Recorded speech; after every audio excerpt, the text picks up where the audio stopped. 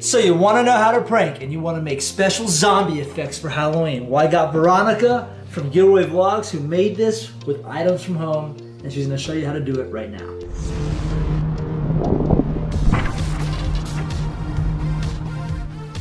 So Veronica is going to show us how to make cool zombie special effects from stuff that you have at home. Yep. So what are you going to do with my arm? This is gonna be just like some claw marks, oh, cool. Like a wound. So you just dab your glue on in the area that you want it. Do you have to use a lot of glue or a little glue? It doesn't take too much. Just spread it like a thin layer, and then you take your toilet paper.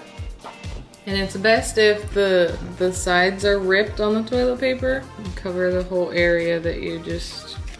Can you use cheap toilet paper like the one ply or? You can use any toilet paper, tissues. Okay. Kleenex? Kleenex. You're just creating a texture. Okay, cool. And then over top of this, you apply more glue. And now we're just gonna take another layer just to make it thicker. How many layers do you put on? You can put as many as you want. So you can use as many layers as you want, but for this one, you're just gonna do 2 layers. And then if you want like a deeper wound or something more wicked, you could make it thicker, right? Yes. And then over top of this, you apply more glue. And now that it's all covered in glue, you have to let that dry. We can speed the drying process using a hairdryer or a fan. So while the glue is drying on this arm, we're gonna make teeth marks, bite marks. Like a bite mark, yes. Awesome, so we already got the first layer in, right? First 2 layers. So what are we doing now? And then I just took more toilet paper, it's still wet with the glue, and you just wanna like put it on there kind of bunched up in the middle. So that way, once you get more layers on, you can drag teeth marks and it looks like all the flesh is built up in the middle. Ugh. Ah! Gotcha. Not funny. So now, while this is still wet, like I've built up some tissue in the middle, while it's still wet, I want to create the teeth marks. So I just take my paintbrush, the end of the paintbrush, and kind of drag it through the tissue to create the illusion of the teeth mark. This is dry. Now we're gonna cover it in like a concealer, just to get rid of the white and the glue marks, so it blends in with your skin.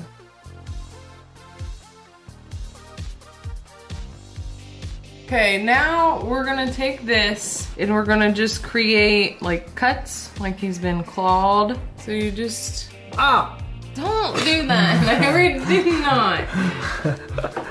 You gotta be very careful. You're using round tip scissors here, right? Yes. So be very careful here. Prank at your own risk. Do zombie makeup at your own risk. Tweezers. What do tweezers do?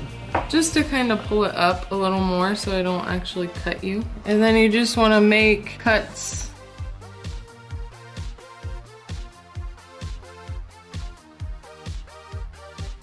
So what are you doing here? I'm just taking the concealer, what's left on the sponge, inside of the cuts that I made, just so it's not white. So here I have just red acrylic paint that you can get from any craft store. Actually, you want to kind of go over the whole area with a little bit of red to kind of make it look kind of irritated. And you want to take your red and you want to paint the skin underneath the cuts. And then you want to take a smaller paintbrush with just black acrylic paint on it and go around the inside edges of the wound, just very lightly. And then usually just straight down the middle to give it the deeper gash. And then we're gonna go back in with a mixture of the red and black.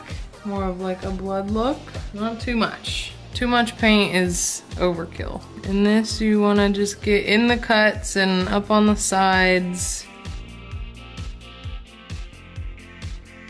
Then I just go back over top of that with a little bit of just more red, just so it looks nice and bloody.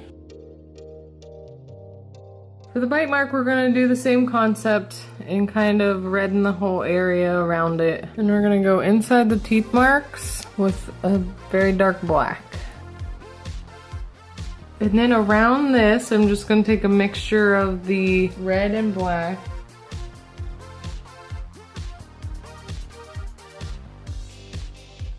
Wow, look at this. Oh my gosh. Dude, today was a bad day, man. Now that we got everything painted on my arms, you did a great job. Thank What are you. we gonna do next? We're gonna make the fake blood. So you're making your own fake blood. You make your own fake blood with corn syrup, chocolate syrup, and red food coloring. You just pour some corn syrup.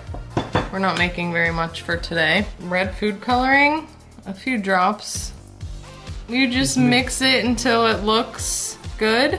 I usually mix the corn syrup and food coloring first until you get a nice bright red. And then you just add a little bit of chocolate syrup at a time and mix it. You just want it to darken up a little bit. So you just take your paintbrush that you mixed it up with and you're gonna slather it right in those Whoa, cuts. that's awesome. Just made this even better.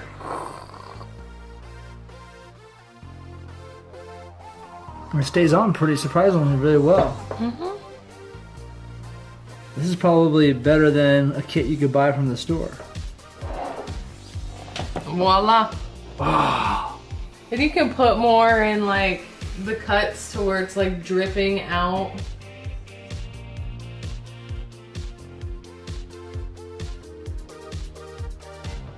Oh! Oh! Oh! Ah! What happened to me? Oh, don't look at me! Don't look at me! Dude, this is awesome. Look how the blood's dripping right there. Oh yeah, that's Whoa. perfect. This is how you make zombie special effects just in time for Halloween with items you have at home. Subscribe to Veronica at Gilroy Vlogs, and if you want this kit, I'm gonna give it away to a random comment. Just leave a comment, and this kit I'll mail directly to you. Live inspired, shock the world, and we'll see you next time.